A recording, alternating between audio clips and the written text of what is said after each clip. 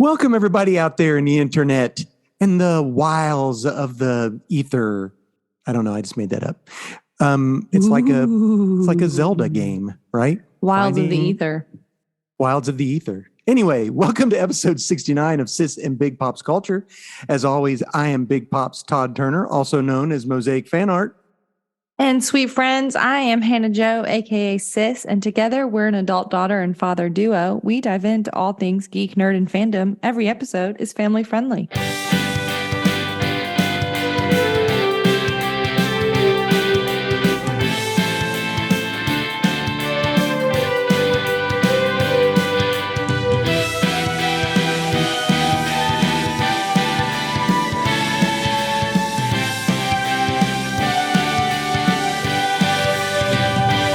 Friends of the family. Indeed, yeah, I like that. What did I call it? The Ethernet? It's like a Zelda game. That was really cool. I just came up with that on the... I called it Tears of the Wild. You called it Tears of the Wild, Tears. Which was funny. Did you call it Tears of the Wild? I did. It's Breath of the Wild, Tears of the Kingdom. Tears of my breathing kingdom. Anyway, welcome to... I don't know what I'm talking about. You're Hannah, fine. Explain to us what we're supposed to be talking about. Friends, welcome. Today we are going to chat, as always, about nerd news. I don't have much. Dad doesn't have much. Ain't much going on in our corners of the world. In your corners, there might be lots going on. But hey, we report the news we like. That's exactly right. That's a fact. We are going to chat about what we've been watching, as well as Pops' pull list. And then we're going to review a comic. We're going to review Supergirl-Woman of Tomorrow. Yes. Which I have in my possession because my dear sweet papa let me borrow it. And then we are going Change of plans from last time because you texted and said, this Supergirl movie is awful. We're not watching it. And I said, okay. And so we watched Indiana Jones, Raiders of the Lost Ark instead. Yeah, we're going to talk about that. Okay, can we just pause before we get into it, though? Yeah, what? We sit down to watch Indiana Jones, Raiders of the Lost Ark, and I'm just chatting with Trevin, just talking about our road trip and things like that. And he's like, Hannah, I'm trying to watch the movie. I'm like, yeah, has he never seen it? You've seen this movie 100 times, and he had never seen Indiana Jones, Raiders of the Lost Ark until last night. Oh, wow. I was like, baby, what? I know. He had never seen it. He had never, and I was just trying to talk to him and like chitter chat, and he didn't want to do that because then you miss all the great music. He's like, I'm and watching the movie, babe. I'm like, oh man. All right. Wow. Well, we're going to jump into that later at the end. And hopefully you guys have seen Raiders of the Lost Ark. You know that immediately. I thought that was wild. Good deal. I'm glad that his knowledge base has now been widened. There you go. Hannah, what do we do first? The live video stopped. No, it's still going. Okay. Maybe I'm losing my mind. No, still going. Okay, good. Never mind. On my end, anyway. Never mind. So, anywho, that's all right. For those of you listening to this on the podcast, we do a live video stream, and we have a chat on Facebook, and you're more than welcome to join us. You should hang with us. Look up KY Medicine Man. Yeah, it's under my personal Facebook page. Anyway. Okay. Yeah. So. Nerd news. That's right. Take it away, Tom Brokaw. You don't even know who that is, do you? Do you? No. Okay, I didn't think so. No, sorry, Pops. All right, that's all right. Okay. Do you want me go? Because I don't want to take. Do you remember many, many moons ago when I told you that Disney had started a Star Wars LARP? Which explain LARP for people who don't know what that means. Yes, I'm a nerd. So LARP is a live action role play, and how LARPs work is you create a character. It can be you. It could be someone that's like you. It can be someone completely different. It can be a vampire in New Orleans. You can be a vampire in New Orleans. That is a LARP that exists. If you were curious, it is like the Vampire Masquerade. 20s, 50s, and like dark LARP. So you pay money to go to places and do things. Dark LARP. And no, it's like they have some that are like fun and that are family family friendly and are like fantasy. And then they have some where you're literally a pirate on the Baltic Sea. And then they have some where you're in wizard school. And they have some when. Did you ever watch the Hawkeye miniseries? Yeah. Yes. There were LARPers. There were LARPers in that. But they were just like LARPing in a park. Like there are like LARP experiences where you pay some cash. Oh, really? To like do stuff. Yeah. Oh, wow. Like there's this girl that I follow on YouTube and she literally was a pirate. Did she like only have a peg leg?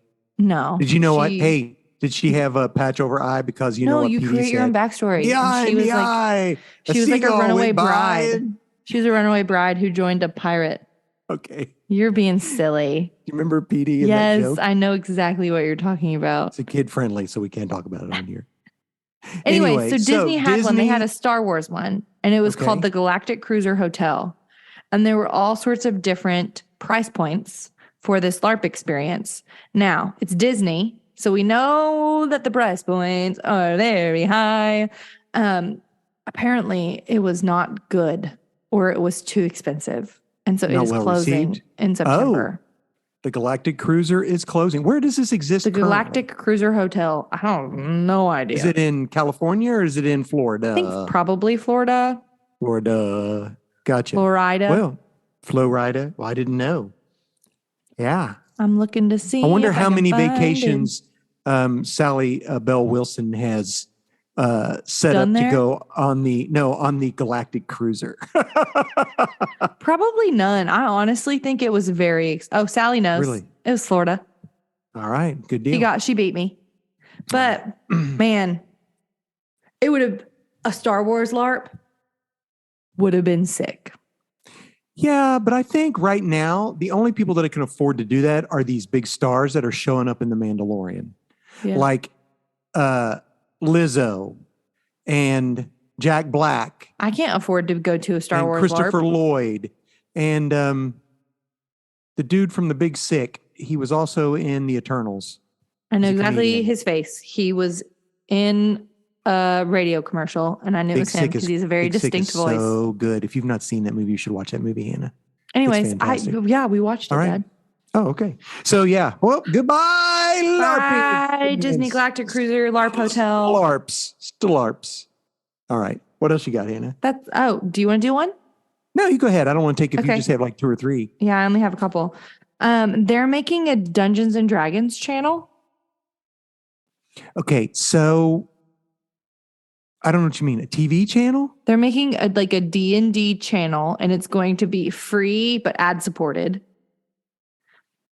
And what are they going to show on? They have new series that they're releasing. Mm-hmm. There's a 1980s movie or a TV show that they're going to. There was an old movie in the 80s called Dungeons and Dragons. Yes, that movie's going to be on it, and they're also going to do some third-party content as well. So right now, if you want to watch anything about D&D, just go to Twitch or YouTube. Well, that's what I'm saying. So they're going to have third-party content. Oh, I just can't imagine that there would be enough to make money. You know what I'm saying? Well, it's not to make money. It's free. It's free and it's ad supported. That's what I'm saying. They're making money. They're making money off of. You don't have to buy a subscription to watch the D&D channel. You just have to sit and watch ads. It's almost like we're going back to watching TV. Yeah, this is what everything is now. So, P.S. LOL. I started to watch the Dungeons and Dragon movie. Yes. I couldn't do it. Oh, why? Okay, this movie's been out forever, so I'm just going to spoil one little part. So Hugh Grant's character sucks. Anybody who turns a child against their parents, the payoff is good, Dad. It doesn't matter. I'm like, I can't watch this because he sabotages the daughter-father relationship, and I was like, you gotta be kidding me, and I turned it off. Which is the benefit of not buying a ticket, right? I can just turn it off. I think that you are letting yourself be deprived of a good movie-going experience. I don't like the fact that the kid... I did, Dad. I literally screamed in the movie theater, and Trevin told me to be quiet because we were so mad about it. Well, good. We're so much alike. I was like, that's not cool. And see, if I were at a movie theater and had down. a giant remote, I would have went blip, click, turned it off and walked out. It's honestly, it's the payoff is worth it. All right. So can I spoil it for you? Are you ever going to watch it? I might. So no, don't spoil it for me.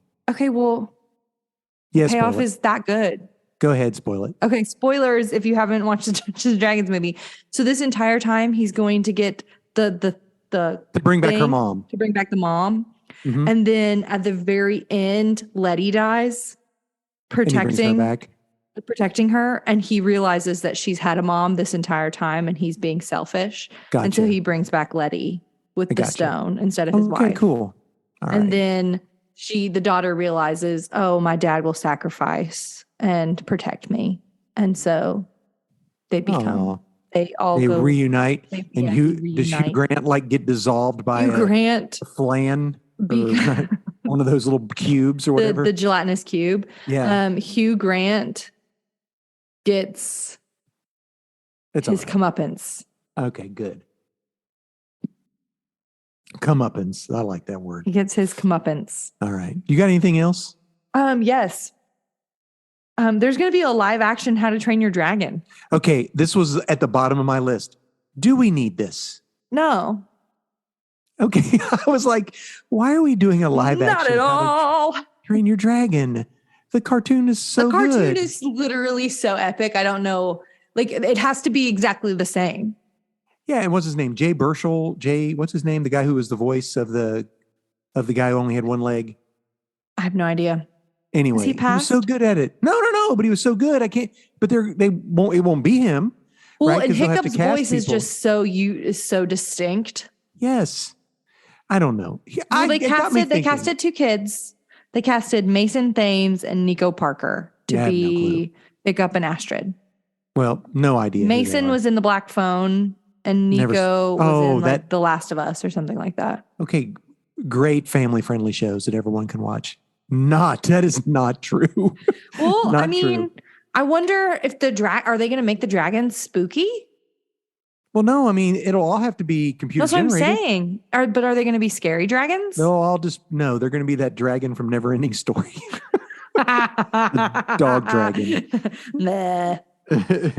Oh, well, I saw that and then I thought, what? We're just live actioning all the cartoons. I think it's dumb. Make up your own story. Be original. I know. Love Hannah. In that regard, have you heard of One Piece? No. One Piece is the anime that has over 1,000 episodes. Is that the girl with the thing in her mouth? No, that's Demon Slayer, which is really good, actually. The girl with the thing in her mouth. If you've been to any Comic-Con in the world, everybody's there's a girl with the thing in her mouth. Yeah, that's exactly right. That's the Demon Slayer. I'm explaining it really bad. It's not inappropriate. It's to keep her from biting. It's like a bit, like a horse bit. Well, it's weird is what it is. It's because she will eat you because she's possessed, but doesn't want to be, and her brother wants to save her. Oh, that's the whole Demon Slayer. Okay, that makes sense. That's the whole entire purpose of the show. Oh, that's cute and gross. Mm-hmm. Yeah, I know. Well, One Piece has over 1,000 episodes, and they are turning it in to a live action Netflix show. Well, they did so good with the last one. I know. What Cowboy Bebop, it went out fast. Like one season. So this has 10 episodes. What are they going to do with 1,000 episode manga and do 10 episodes? So season 1 out of 100. Dude, I have no idea. I know. And you can do stuff in anime that you just can't do in real life. That's the Straw Hat little mosaic I made that my friend Andy bought. Yes. Yeah. That's One Piece. It follows Luffy and the, I don't know. Anyway, I saw that. Did you know that Wonder Woman has a daughter? No. I didn't either.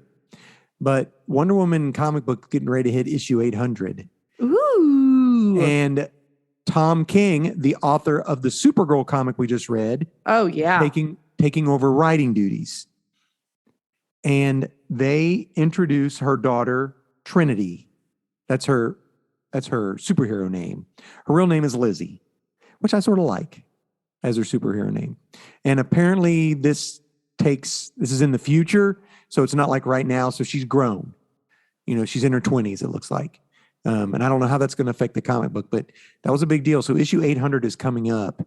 I think we're on 790. I think I just got 799, honestly, just recent. So next month, there'll be, I didn't know that. I didn't know we were getting a Wonder Woman daughter. Wonder Woman daughter named Lizzie. Wonder Woman was made out of clay. Yeah, I don't know. I don't know how they're making her daughter. How's that going to go? I don't know the answer. I don't know the answer either. But anyway, I thought that was cool. That's cool. So have you paid attention to the Secret Invasion thing coming from Marvel? The On new comics series? or in It's in a series. It was comics, and they have a new comic out, but there's going to be like a 6 or 7 episode show called Secret Invasion. I'm not watching their stuff because for me, it's very hit or miss. Okay. Like the shows. I know that you really like them. I do like them. Yeah. So Secret Invasion is going to be a Nick Fury show for the most point. Cool. And remember the Skrulls? Yes. So, is it like right after Captain America? I think we're going to find out that a whole lot of these heroes have been Skrulls the whole time. That'd be sick. So, do you think we'll get Coulson back? What do you Coulson think a about Skrull? that? Was he a Skrull? In Secret Invasion, what happened was the Skrulls replaced a bunch of the superheroes with Skrulls, but they had to keep the originals alive. For some reason, in order to keep tapping into their memories and all that kind of stuff. And like their powers? No, because they could pretty much mimic powers or whatever. But maybe, I don't know. It's comic book, right? So they'll make up some rule. But anyway, I just read where... well, here's the thing. What? I'm sorry, you go first. You just read that where... I read that Clark Gregg said, oh yeah, I'm up for doing Marvel. I'm not, that door's not shut. So... Are they retconning all of S.H.I.E.L.D.? I don't know. All of Agents of S.H.I.E.L.D.? I don't know. Well, no, I loved that show. I think it's considered part. I can't remember. Because he didn't die. No, but they think he did. Right. He was turned into him. like a android or something. I don't know. They creed him. They like frost giant or creed him or something. It was a Kree. Yeah. It was Kree blood. They put Kree blood in him or something. I don't know. And he didn't die. Right. He went to Tahiti. He went to Tahiti. What a wonderful place. Which is a magical place. Yeah. Right. A magical place. So I was thinking of so who have we lost in the Marvel universe? Iron Man. Natasha. That's it. Yeah. And Coulson. Gamora. Yeah, but Gamora came back. Right? She's still there. So I wonder if we're going to get one of them back. What do you think? Who knows? Do you think we will? Interesting. What's the percentage of one of them coming back? High. High. That's a lame. I don't know. It's lame to me. It is lame. That is. But the Skrull thing, I think, is going to be cool. I think Skrulls are cool. I think it's spooky. Yeah. Mention the cows and everything. I hope that they turned them into cows. I hope they do too. Yeah. Fantastic Four Interesting. Interesting. So my last bit of news lay it on me. Is that this September is the 60th anniversary of The Doctor. Yes, and they're doing an episode with Tennant and Tate. It's going to be on Disney Plus, I think. What? Doesn't Disney own I think Disney's got Doctor Who now. Guess who's coming back? Stephen Moffat. Well, King. So here's the deal. It's called Doctor Who Once and Future, and it's going to be a series. It's like starts in September, and they've got back Sylvester McCoy, who was the 7th Doctor, is going to be in it. Georgia Tennant, the doctor's daughter, who is Tennant's wife, is coming back. Colin Baker is as the curator, which you saw in another one of the episodes. I believe another one of the doctors, like at the 5th Doctor, maybe. and Davros. Mm. Yeah. And apparently a surprise big bad. I don't know what that is. They But just bring back the master. I don't know. You don't like the master. I think he's so lame. I think that was a cheap trick. I got you. LOL. That's like, I love Doctor Who. That's like the one thing that I'm like, really? Really? That's hilarious. Everything else is completely plausible, but that doesn't make sense. He's the last of the Time Lords. That's the whole shtick. With the baby doctor in the bird cage, the bird doctor. That's so dumb. So listen, here's what happens. Okay. The doctor goes to regenerate, because as he does, right? Mm. But something happens and he starts degenerating and going back. That ain't good. No, but what a great premise. That's a cool premise. So yeah, September, it's coming. So does he just lose all of his memories then? I don't know. Of 11, 12, 13? He starts having an existential crisis, I guess, and that's where we follow. We are. Oh, can we switch to binging? Are we good to switch to binging? Oh, sure. Yeah. We are finally at Smith's last season, and the ending of the Ponds, the introduction of Clara. Who I didn't like at the beginning, but then she grew on me. I liked her at the beginning and didn't like her at the end. That's hilarious. I'm the opposite. When she got to, there were a couple episodes with Capaldi that I liked, but then towards the end of Capaldi, it just kind of blah, blah. Then I stopped watching. Understand what he said. I know. Subtitles, my guy. You know I'm a subtitles girl. I do now. Yep. Anyway, what were you going to say? We finally started watching Asylum of the Daleks, which is one of I think if I had to make a top 10 favorite episodes list, they go to the planet of where it's just like all of the Daleks that have like gone crazy to rescue Oswin Oswald. It's when Clara's first introduced. Oh, she's inside the Dalek. Mm-hmm. Got you. Yes. Mm-hmm. Mm-hmm. We started watching that one. And Impossible Girl. And the Impossible Girl.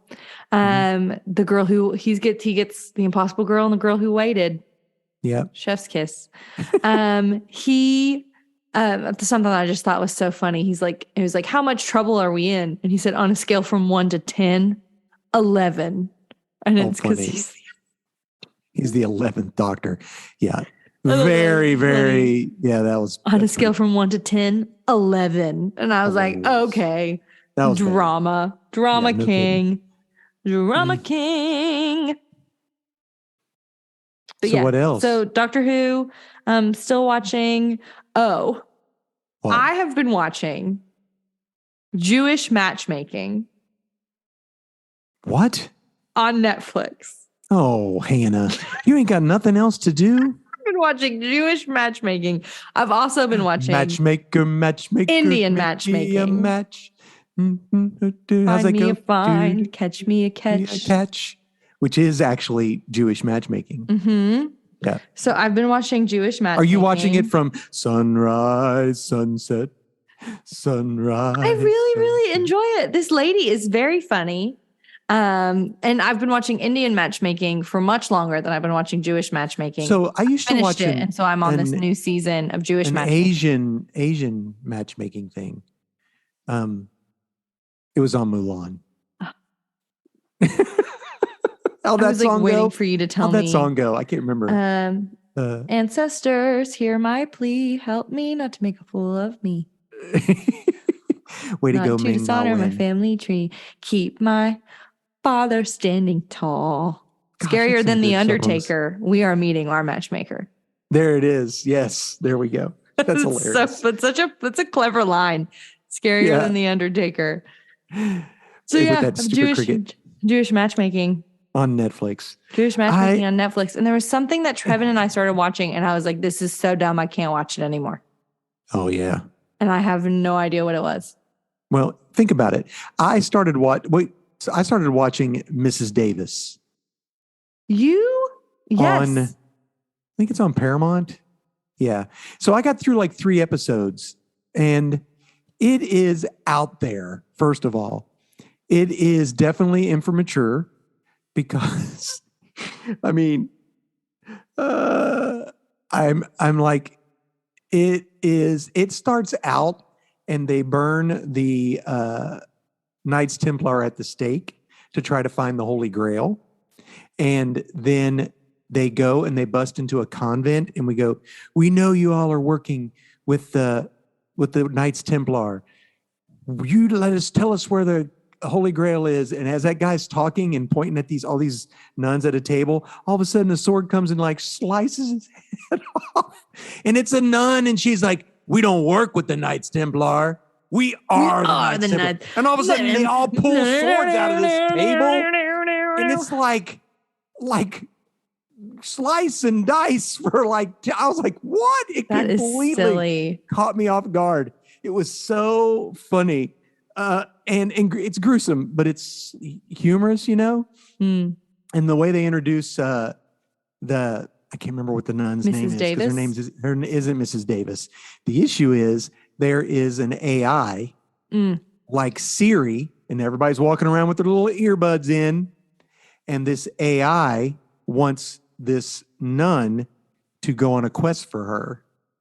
And the nun doesn't like the AI because she said somehow she believes that that's what caused the death of her father. So she goes, I'm not talking to it. And they're like, you would just be like walking down the street, and then someone would just stop and say, Mrs. Davis would like to talk to you. And then she would talk through those people. It's crazy. Gross. And so what Mrs. Davis wants her to do is find the Holy Grail. And because she believes she can do it, and she would offer her anything she wants. And she goes, fine, I'll do it. And here's what I want. If I find you the Holy Grail, I want you to turn yourself off. Ooh. And the AI says, deal. However, by the time we're done, you won't want me to turn myself off. So that's what the thing is. Well, she better get a different wish. It's hilarious. The show is got some it's offbeat, wackadoodle humor that I like, that some people will go, this is terrible. I can't watch this. I think it's hilarious. So I'm through like 3 episodes, maybe 4 episodes. And that's about it, because we've been watching NBA basketball. It was a boy humor thing. Oh, was it? That Yes. says it all right there. Toots and giggles. It was a boy humor thing on like Netflix or something like that. And I was like, this is dumb. And then we changed it. I've also been reading, I'm going back and rereading Birthright again, because my friend CJ finally got all 10 volumes. So that's like 50 to 60 comics. And I think we're going to sit down and talk about them. So I'm just trying to, and tomorrow. Do it. Yeah. So I'm trying to download as many of those as I can before the first of the month when my Hoopla thing resets. So, which is in 2 days. I know. So yeah, that's it. That's what I'm doing. Right on. Right on. Well, Hannah, what do we want to do now? Do you want a pull list? Yeah, let's do Pop's pull list. Pop's pull list. Explain what that is. Yeah. So, friends, my dear sweet papa is going to share with us his pull list. And a pull list, for those of you who do not know, is a list that you give the proprietor of your local comic book shop, which LCS. essentially tells them what you are collecting. That way they can pull from their inventory what you are interested in and save it for you. That way you have your lovely little stack of things that you're collecting, so you don't run out of the things. And it's right there for use. So Dad's going to share with us one each of the big two. So a DC and a Marvel. He's also going to share with us an independent as well as his new #1. So if you wanted to go pick a book off the shelves and start collecting today, you could start there, as well as his book of the week, which is what he enjoyed the bestest this week. Yeah. Something cool, interesting, not cool. So one of the big distributors for comic books is called Diamond Distributors. And they've been on everybody's doo-doo list for a little while. But anyway, a semi-wrecked hauling a whole bunch of comics, and a whole bunch of stores did not get their books last week. Marvel and IDW is what they missed. I went to visit Nate up in Indiana, and we went to a comic book shop there. They had like 5 new titles, and that was it. Dang. No Marvel, no IDW. They basically had a couple Image and maybe 2 or 3 DC, and that was all they had. And they were like, they probably won't be getting it. So those books may be shorted. Really? Yeah, they may not get any get them. So Dang. people might have to get them on a secondary market like eBay or something. Yeah. So here's what I got. Okay. So my Marvel book is called Fury, issue 1. And this is a big boy. It's a little oversized, so it's $5.99, a little bit expensive. And it is a Nick Fury book because I wondered if it was. It's 60 years, commemorating 60 years. That's sweet. And so Nick Fury now looks like Samuel L. Jackson. As you should. But Nick Fury used to be a white guy with an eye patch. Right on. So it's really funny. So what happened was back in the 90s, Marvel decided to make their lines a little more edgier. So they called it the Ultimate Universe, Marvel Ultimate. So they had Ultimate Spider-Man, Ultimate Avengers, Ultimate X-Men, Ultimate Fantastic Four. And the artist and the writer at the time really thought Samuel L. Jackson would be great as Nick Fury. So they drew their Nick Fury in this Ultimate Universe to look like Samuel L. Jackson before he ever played Nick Fury for That's Marvel. really cool. I just Googled it. I literally just Googled Nick Fury white guy and I found him. Yeah, from Agents of S.H.I.E.L.D. So now they've retconned all this stuff to where that Nick Fury is the father of this Nick Fury. Cool. And now the old Nick Fury is like, he's called the Unseen. He sort of works for the Watcher, Uatu, the Watcher. And so Right this on. follows Nick Fury through a bunch of different stories with one cohesive villain in it. And it basically sets it up for the reintroduction of S.H.I.E.L.D. Because as of right now, S.H.I.E.L.D. doesn't exist in the comic book or the movies, right? But they're bringing S.H.I.E.L.D. back. They're calling it some type of legal thing. I don't know. And it's headed by Maria Hill. Yeah. It was a good book. What? Agents of S.H.I.E.L.D., the TV show, bopped. I liked it. Yeah. I'm a Fitzsimmons shipper. High key. Fitzsimmons water? Fitzsimmons shipper. I like I don't know them. what that means. What's shipper mean? I ship them together. What does that mean? Like that you are like for their relationship. Oh my gosh. I thought you were talking about that Kmart commercial. I ship my pants. No, you ship them. That means that you're like pro their relationship. Yeah, I'm old. I am pro their relationship. So yeah. Fitzsimmons. I ship them. I think they're cute. Stop it. My DC book is pretty much go back to the well on this all the time. Nightwing 104. This ends a story that's been going on in Nightwing for a while with all the Titans with him because now there's a new Titans book. So Teen Titans. And Go! this follows Nightwing is gifted with superpowers at the end of the last issue. And he's given 24 hours to use them.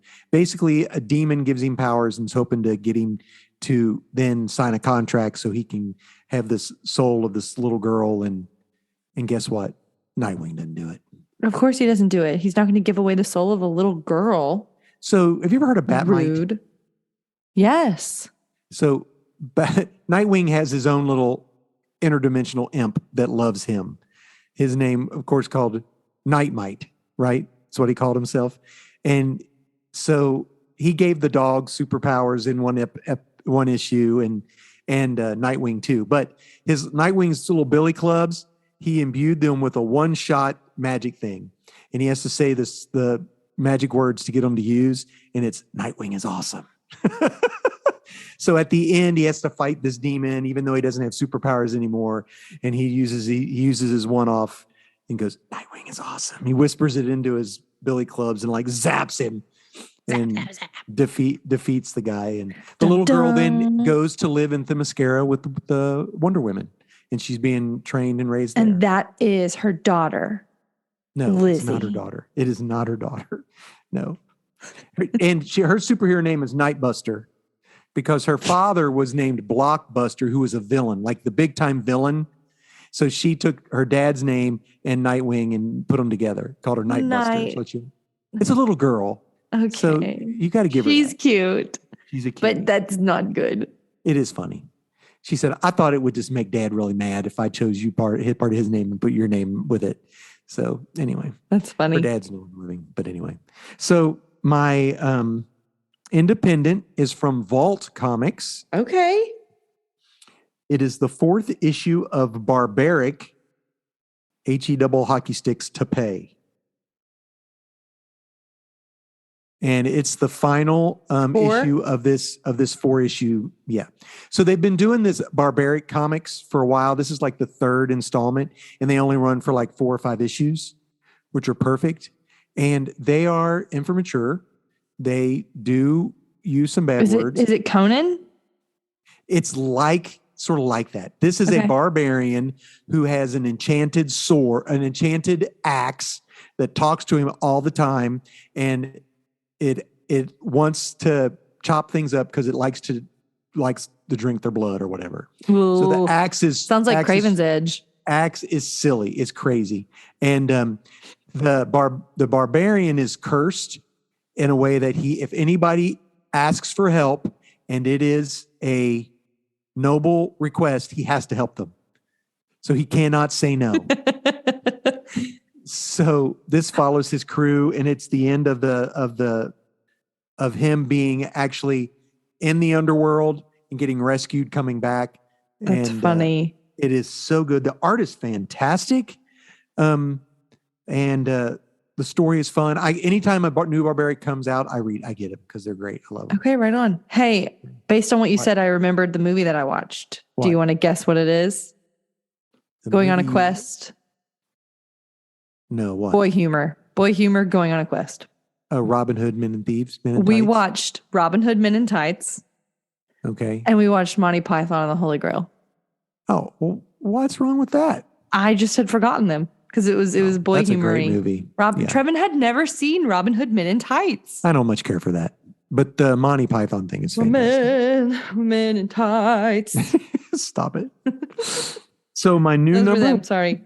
Gotcha. My new number 1 is called The Vigil. So DC's been doing a new thing this past month because it's APPI month. What is that, Hannah? Help me. Asian Pacific Islander. Yeah. Month. Heritage Month. Yes. So they've been doing a thing where they've released 3 new titles, maybe 4. I think it's 3, and all with those type of characters. Oh, which reminds me, in the show Mrs. Davis, they have to rescue the bad guys rescue a scientist whose name is Schrodinger. Have you heard of Schrodinger's cat? Yes. Is it actually there? Yes, and guess what the cat's name is? Mr. Apollo. No. That's so Apollo. Cool. I just said that because Hannah was holding Apollo. I have a side story about Apollo that I'll tell you when you're done. Okay. So anyway, this is one of those books called Vigil, and it is a team book where these characters go and try to get tech or something that's being misused and take it off the market. But it's characters I've never heard from before who have fantastic abilities. It feels a lot like, and one of my friends had mentioned this, it feels like old school. In the late 80s, there was a Suicide Squad comic book that came out that was really sort of gritty. It was as dark as you could be dark and still have the comic book code. Gotcha. I don't know, just felt forlorn almost. This book has that type of a feel. It's really good. I was surprised, and it automatically went on my pulls. So I picked it up just to give it a shot. And it's by DC. DC, yeah, called The Vigil. The Vigil. One of the guys has a mask, and he pulls the mask off, and he puts it on somebody else, and then puts the mask back on him, and he becomes them. His face becomes them. Spooky. That's really cool. Okay, so my book of the week is the book of the week. This book is called Supermassive 2023. Supermassive 2023.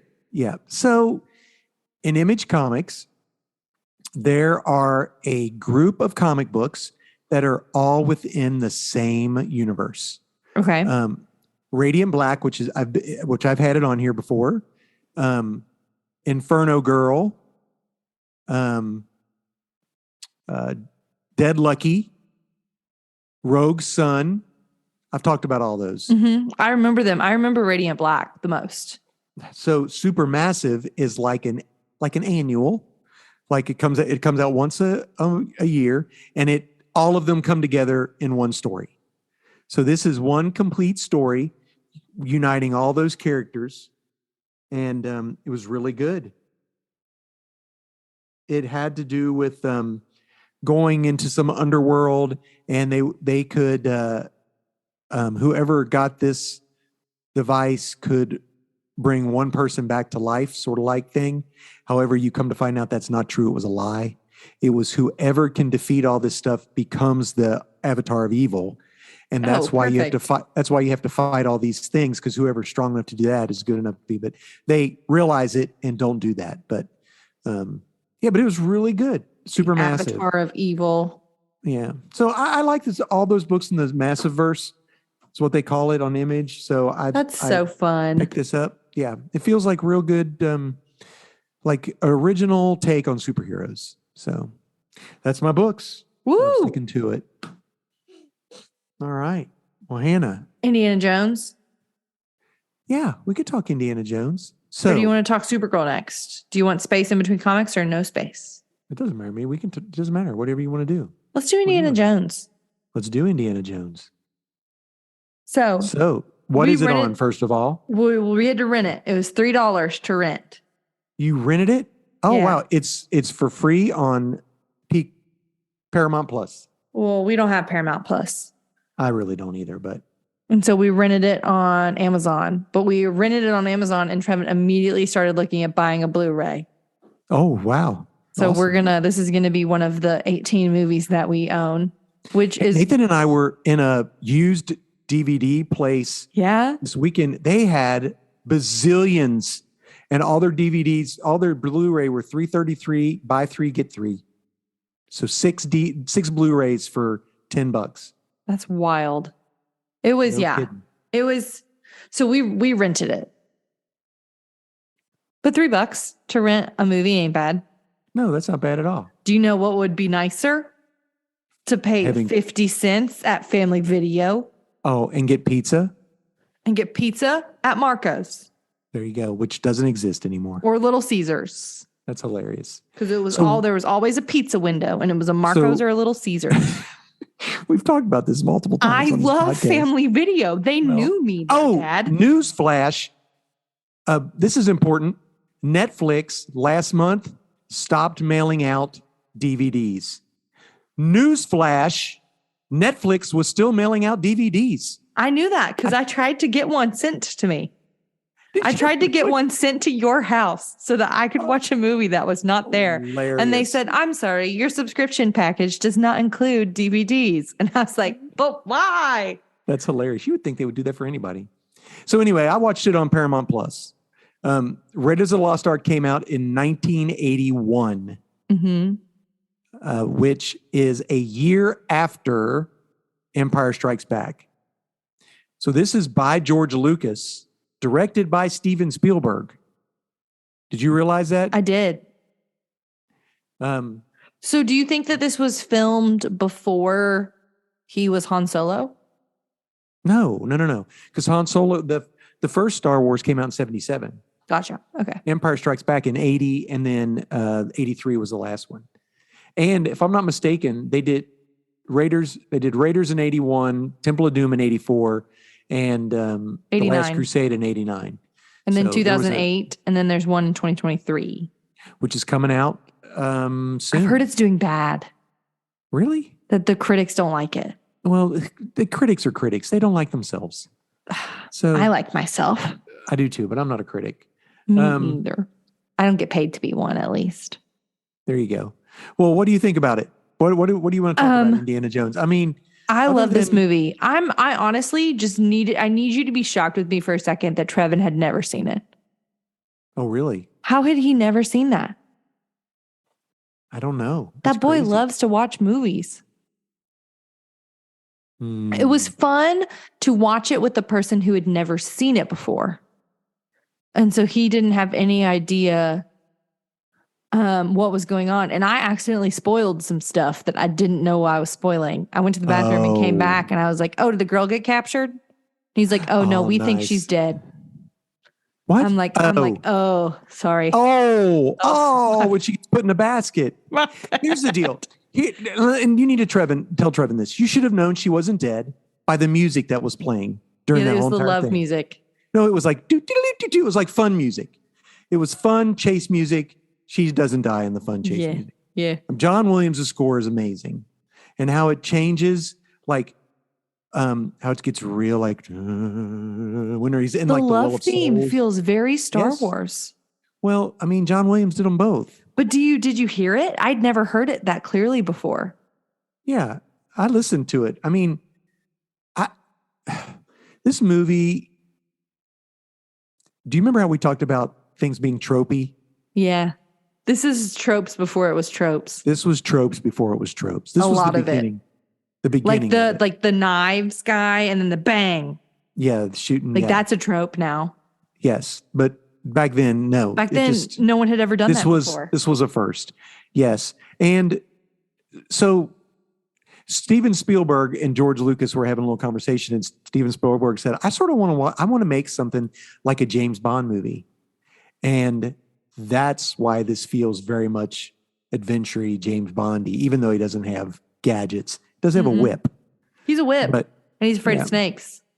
Afraid of snakes. Which is very funny. It's funny to me that he's afraid of snakes, because what archaeologist is afraid of snakes? Yeah, you think snakes would be everywhere. Because snakes would be literally everywhere. Did you catch Alfred Molina at the beginning of the movie? Mm-hmm. Doc Ock? Mm-hmm. Yeah. I did. I was like, yep. Trevin was so funny. Something else we've been binging. Yeah, tell me. Ted Lasso. Your mom's been watching Ted Lasso. Good for her. The reason I know that is because she just texted and said, are you okay if I go ahead and watch an episode without you? So Trevin had never seen it before. And so like the opening scene where he's like going through the like dungeon at the very beginning, where this gold statue is at the very, very beginning. He's like, this is so clever. He's like taking sand out of the bag to like see how much it weighs. And I'm like, I know. What? It's good. That would be fun to watch it with somebody who hasn't seen it. But we talked about if you could watch a movie, never seeing it before, which movie? Indiana Jones would be a good pick. Heck yeah. Indiana Jones would be a good pick. And it was so funny to watch, because I remember the first time that I watched it, you were like, okay, girl, something scary's coming up. You might want to close your eyes. I'll tell you when it starts and when it's over. Like when the presence of the Lord comes through and like wrecks everyone. And like the guy's face literally melts. Mm-hmm. And I was like, Dad told me to close my eyes the first time I watched this. Because it's a little creepy. Because his face melts. You gotta love the practical effects, though. The practical effects were really cool in that. It's sort of cheesy now. Yeah. But it was made in 1981. Well, it holds well. It holds very well. And everyone knows it. That it Everybody holds knows. So well? Oh, no, the face melting scene is the bomb. Oh, yeah. And the guy goes, no, his face melts. I was shocked again by how epic the extras and the scenes were. Like they don't do long sets like that anymore for movies. No, especially not with that many extras. This is Steven Spielberg. You know what I'm saying? I know, but I'm just saying, like I was like remember like watching it again because I hadn't watched it in a while. I was like, man, these sets are impressive. The number of extras is impressive. John Rhys Davies, Gimli's in it. Which one is Gimli? He's his friend in Egypt, in Cairo. That is Gimli. Yeah. Mm-hmm. Sure enough. I'm not okay. That is And I Gimli. believe he's going to be in the next one too. Really? Mm-hmm. That's sure sweet. Enough. That's sweet. We like the ones, I remember us talking about this when Crystal Skull came out and we watched it and we were like, we like the ones with the biblical undertones the best. Yeah, which is weird because he has deference for it, which I think is what very. Does that mean? What do you mean? Like deference, is that not a word? I'm sure it is, but I don't know what it means. I'm going to Google it and make sure I'm using it right. You and the flipping Google, the Google dictionary. He calls it mythology, Hebrew mythology. Isn't that what he calls it or something like that? I think the second one, I don't know if it was, of the Indiana Jones movies, I watched 2. I will rewatch 2. Yeah, it's the 2 with the biblical undertones. You're right. But it's deference. It's humble submission and respect. Oh, yeah, he does. Well, I mean, yeah, he knows that something's for real then, because at the end, he's like, close your eyes or you're going to be dead. Yeah, close your eyes. No kidding. I mean, because you see the thing where the Ark burns the logo, the Nazi logo off the thing. Oof. Wild. Yeah. And then in the Crystal Skull, when they're in the storage building, and there's the Ark is in the storage building, that box is in there. Yeah, that was funny. So yeah. I'm sorry. Go ahead. PG. This is PG. But this is PG before there was a PG-13. This is PG. Yeah, this is PG in the 80s. This is maybe PG-13. Really? I think it would teeter-totter. Bad words? There might be a bad word. There's a lot of peril. A lot of peril. The dude getting chopped up by the airplane. There's a lot of peril. We saw that at Disney, by the way. They redid that on time. Yes, do you remember that? Because I was talking to Trevin about how that used to be a stunt show that you could watch. Yes, we watched it. And when my dad went with me and Nathan, we watched it. I watched it I was there at a different time than you, but and I watched that with the group of people that I was with. It was so well done. Yeah. They did the plane. Yeah, the plane spun around and it caught on fire and everything. It was insane. And then the ball. Yes. Him being chased by the ball. Mm-hmm. But all of the practical effects are so cool in it. The story is so fun. He cares so much about but it belongs in a museum. Yes, like that type of all stuff. He ever says belongs in the museum. Everything belongs in the museum. Yeah, that Belloc guy. He's Bad News Bears. Yeah, I mean he was and he isn't. He's not, but he's working for the Nazis. Did you see that he was like dressed in like a white linen suit, like Jewish garb when they were going to like open I was like, you're not a Levite priest. Exactly. Thank you very much. Do you know what happened when some believers tried to keep the Ark from falling off a cart? And he died dead. Because I had just read that story not too. Okay, just so read that for all in the you Bible. don't know, that's in the Bible. Not too long ago, when they're moving the Ark when like they're not supposed to. Correct. Because they're in the Exodus. In Deuteronomy, it tells you exactly. And how so to in move the Samuel, they're moving the Ark in the wrong way. On a cart. It's not supposed to be on a cart. It's supposed to be carried, first of all. Yes, go ahead, Hannah. And then a guy reaches out to touch it so it doesn't fall, and he drops dead. Drops dead. And they're all like, what? He was trying to keep it from falling. And God's You're not carrying it right in the first place. Darn tootin'. And so they leave it there for like 10 years or like a period of time. And so the guy, I'm sorry, you go. No. Do you know what's supposed to be in the Ark? The 10 Commandments. And I don't know. 2 other things. Moses' omer bones of the staff and an omer of manna. I believe that's the 3 things. You have to double check me, but I think so. Cool. Anyway, what were you going to say? No, I thought that was the bit that got me this time. Watching it, I'm like, dressed really? Up as that? He's dressed as a Levite priest, like my guy. Like that's going to help. This garb's going to keep you safe. Yeah, that's hilarious. Well, he's like, oh no, we're carrying it the right way. Oh, do they really carry it with acacia sticks? So he's read his Bible. They carry it the right way because that guy's like the right way because you have to be Levites and all that. Yeah, but he like the quote right way. Gotcha. Yeah, I don't know. I thought that bit was interesting. The girl, bless that poor girl in that dress. And who holds onto a submarine for 800 miles? Me. Doesn't he hang on to a submarine? I was up and down when we were watching that movie. Yeah, he's like, anyway, that's all right. He's cool though, man. Good. He is cool. So Indiana Jones, Dad. I know. I would love to. I loved watching it and listening to it with my headphones on and the music. And I was just trying to be aware of the tonal differences in the music. The music is beautiful. It's really good. And the next one is John Williams' last score. Really?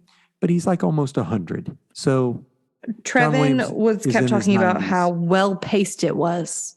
Oh, yeah. That was such a long movie, but he didn't get bored of it at all. It was long? I guess it was long. It's like 2 hours, isn't it? Wow. Awesome. Well, I enjoyed it. And I think it's close to PG. I mean, there is some peril, so you would need to check out your kids. I think it's peril and then CGI face melting. Really, really bad CGI face melting. I know. Okay, me as a dad, growing up as a kid of the 80s, I graduated. You let me watch this when I was young. I would go and say, oh, I can't wait for my kids to watch this movie I watched in the 80s. And then we would watch it and I would go, what was I thinking? This movie is horrible to watch as a kid. You did that so many times. Flash Gordon, you did that. Oh my gosh. I was like, oh, I didn't know. You're like, we're done watching this. Turn it off. Yeah. So I think that's a thing to do. I mean, we remember these with such nostalgia, but I think it's important for a parent to go back and rewatch it. Yeah. With critical eyes now to think, can my 10-year-old watch this movie? Fair. Because I don't know that you would let a 10-year-old. Maybe. I don't know. Yeah. It's a lot deeper than you would think it was. Yeah. It's definitely for adults, but fun for older kids. Mm. Yeah. Anyway. Yeah. I would agree with you. 5 gold idols. And you know what? 5 bags of sand with a little bit burnout. Yeah.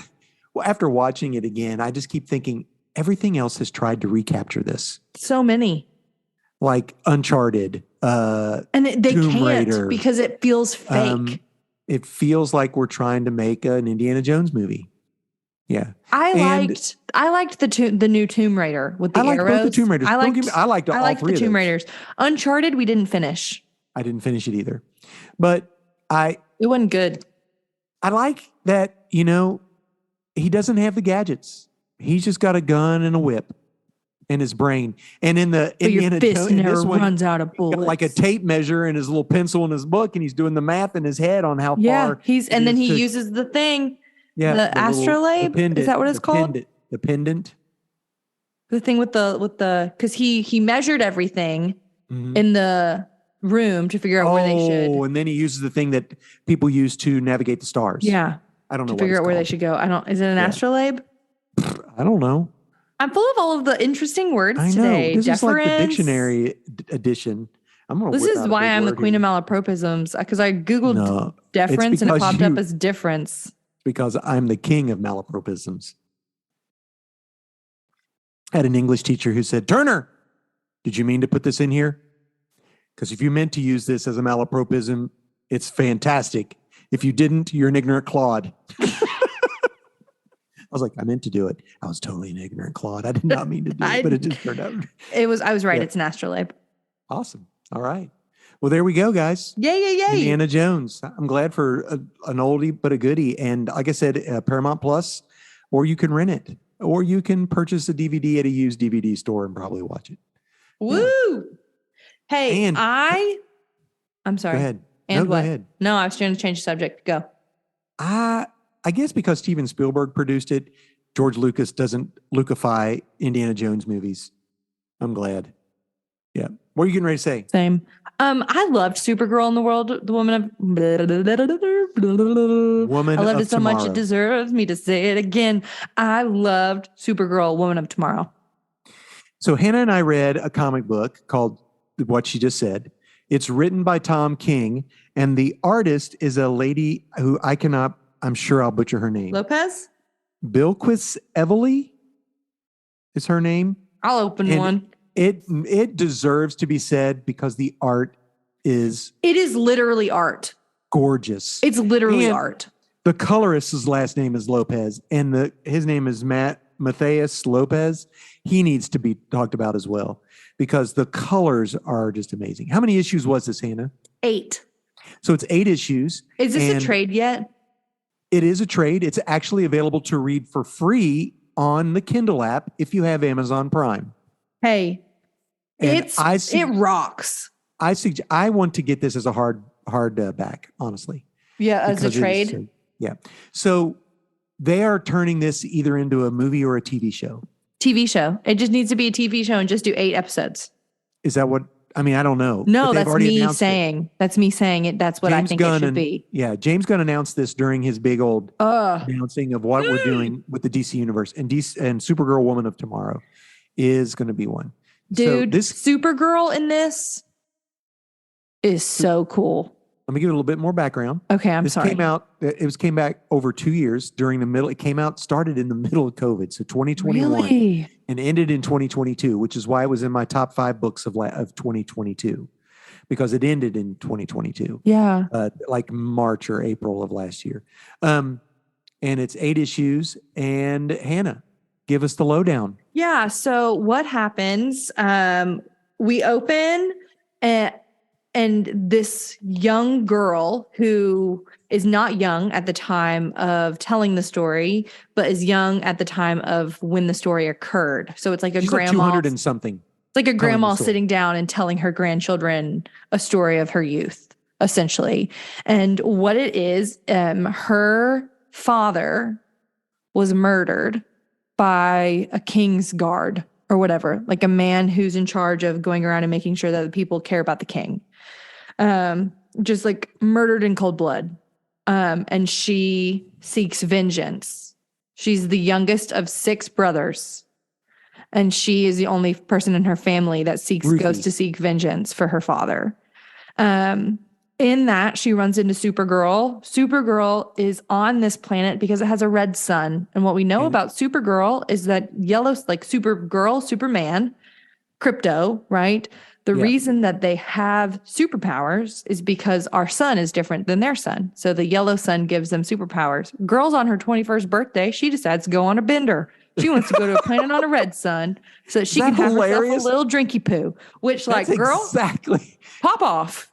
I ain't mad. Go for it. That's awesome. But that's true. That's why she's there. That's why she's there. A little bit toasty. She's there for a drinky poo on her 21st. Hey, props to you waiting until then to go to the red planet. No kidding. I didn't even think about that. Because she's grown. What are they going to say when she shows up at this planet? Sorry, no thank you, ma'am. No, she's a big girl. Yeah. She gets asked by this girl, what is her name? Ruthie. I never, that's a tender. Spelled that's Ruthye. Ruthie. Mm-hmm. Supergirl gets asked by Ruthie, hey, avenge my father for me. Murder this man. Help me track down and kill this guy. Yeah. And Supergirl's like, no, go home. You don't need to be doing this. Ultimately, what happens, Crypto gets hit by arrows, as does Supergirl. Ruthie gets her to Supergirl gets them to safety. The guy escapes in her rocket. On accident. And so the rest because Supergirl can't fly away. No, because it's a red planet. And so the rest of the 8 episodes are them trying to catch up with this guy. Who is absolutely a terrible person. A bad mamma jamma. Him and these brigands, they wipe out planets. His name's Krim. Yes, Krim of the something hills. Yeah. Of the Yellow Hills. And so it's, each issue is something else about their searching for him. This is the one that I was like, this just needs to be framed. The picture from is that with the horse? Yes. Yeah. Oh my goodness. Comet, is that what his horse's name was? What happens is Ruthie learns from Supergirl about being a good person and about loving people and caring for people, about seeking justice rather than vengeance, about the horrors of the world. Yes. Because ultimately Krim, who's a bad guy, ends up with a group of bad guys, pirates, basically. Extra bad guys who go around murdering everyone on the planet unless you can pay them money. Yeah. I mean, it's crazy. It's really, The some of it blues is and pretty, purples oh, that was horrible. disgusting. Yeah. That was basically a racial issue. That was We'll pay you to wipe out these people that we don't like their color. Yeah. Woo! Mm-hmm. Yeah, and they tried to hide it. Yeah. The way this is written, first of all, there are a lot of words. Ruthie is our narrator. We hear everything from her point of view. What? She has a lot to say. Well, what I've gathered, her planet is very formal in language. Okay. And so that's how she tells the story. Right. Because even in the way that she speaks, she says a lot of words to say a little bit of thing. Folk tale. It feels like if a hillbilly, like that's what we are, we're hillbillies, so she's a hillbilly. She'd say Ruthie would be like, I'm a hillbilly. Exactly. I'm a rock farmer. Were to tell their story to their children.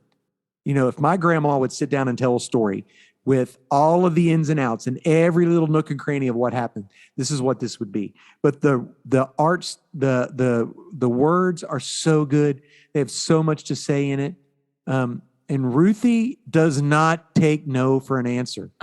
She's like, you're going to help me avenge my father. You're going to help me find Crim of the Yellow Hills. Just amazing, this character. And she's got this sword that he killed her dad with, and she's taking it everywhere she goes.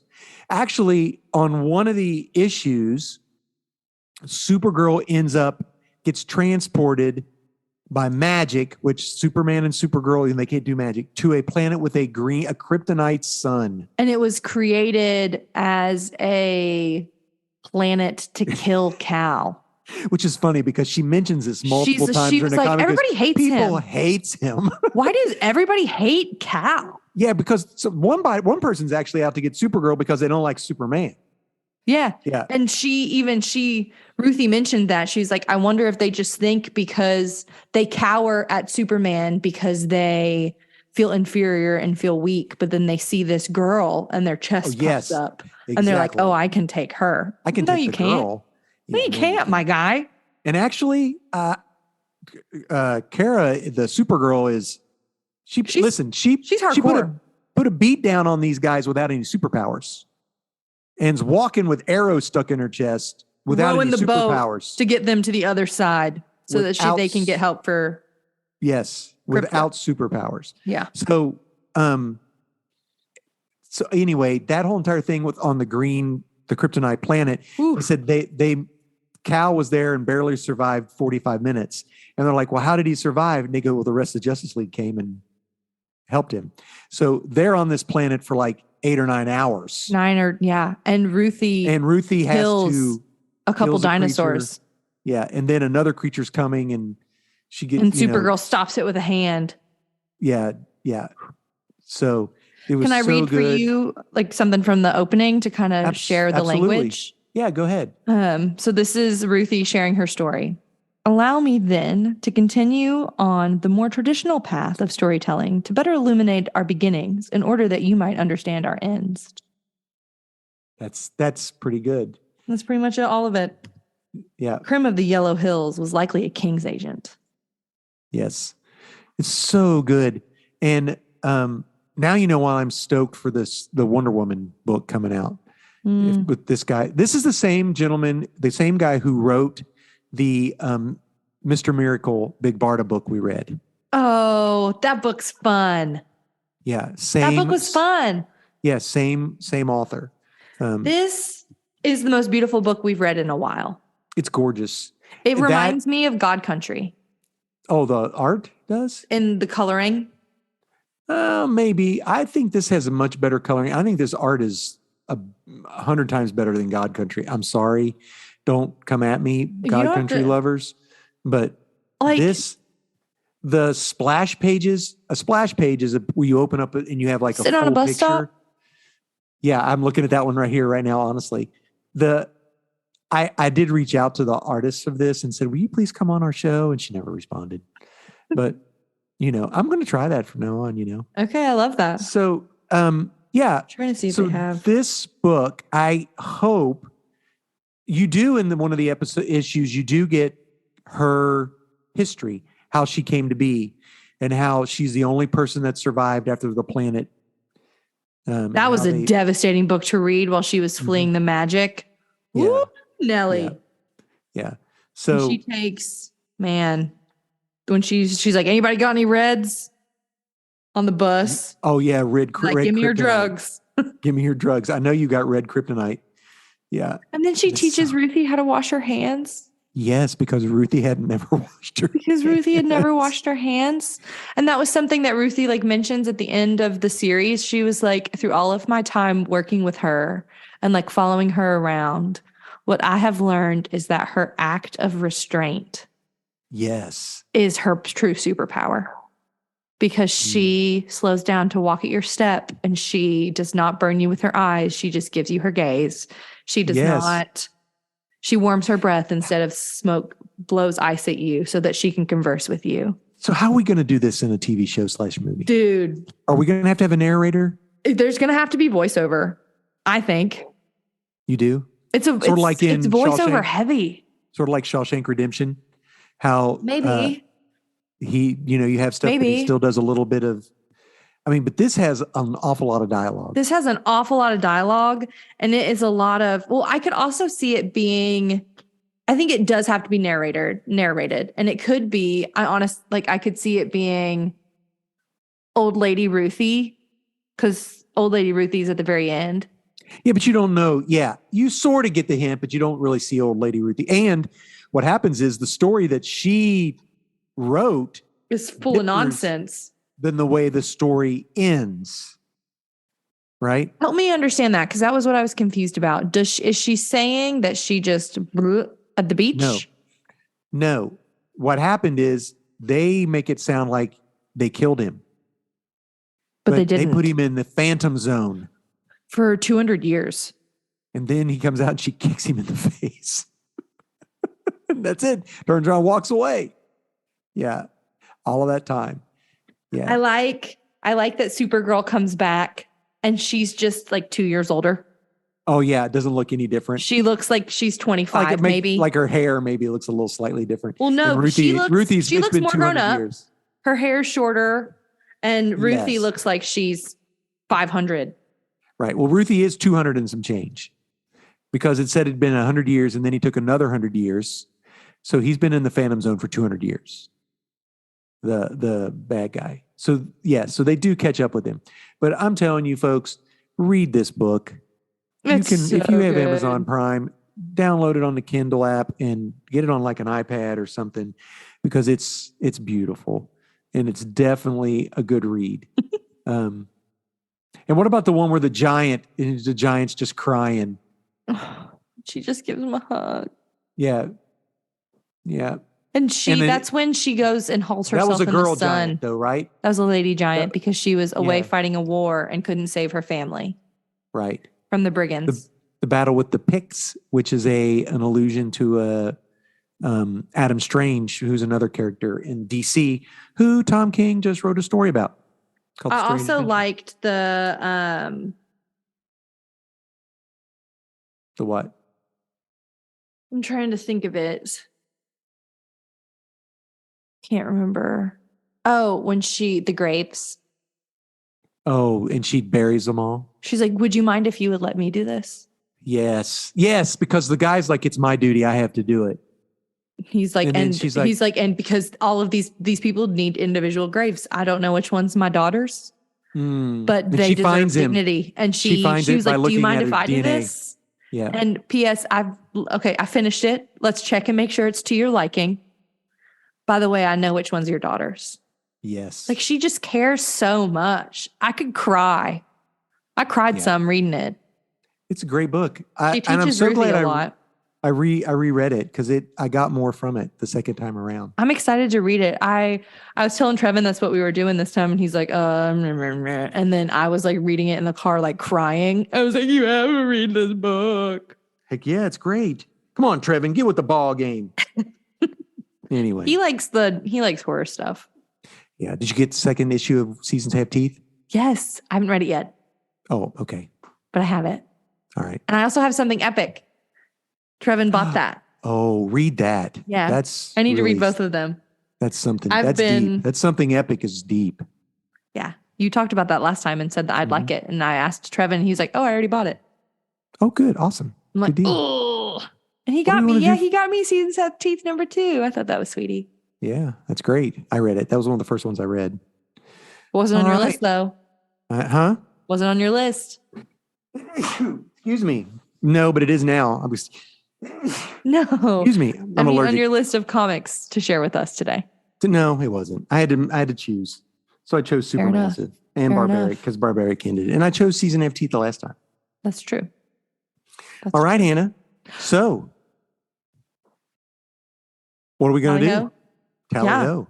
Friends, thank you so much for hanging out with us. It's been so sweet to have you with us on our little corner of the interwebs. We are glad to have you. Yes. Our podcast is edited and uploaded by yours truly. Our YouTube is maintained by Dear Pops. Our intro music is created by Brock Milnason Music. You should check him out. Follow him on Instagram. If you live in the Nashville or surrounding area, he does concerts pretty much every week. Check out his Instagram and go see one of them. He's pretty great. That's our intro music. Our art was made by Nate Turner, who just graduated. He walked. He's a graduate. He grown. He be doing big guy stuff. Hey, Nate, we love you. Thanks for doing that for us, bud. Yeah. That's all we got. So, guys, thank you for hanging with us. And until next time, we will catch you on the flippity flop. Bye, sweet friends.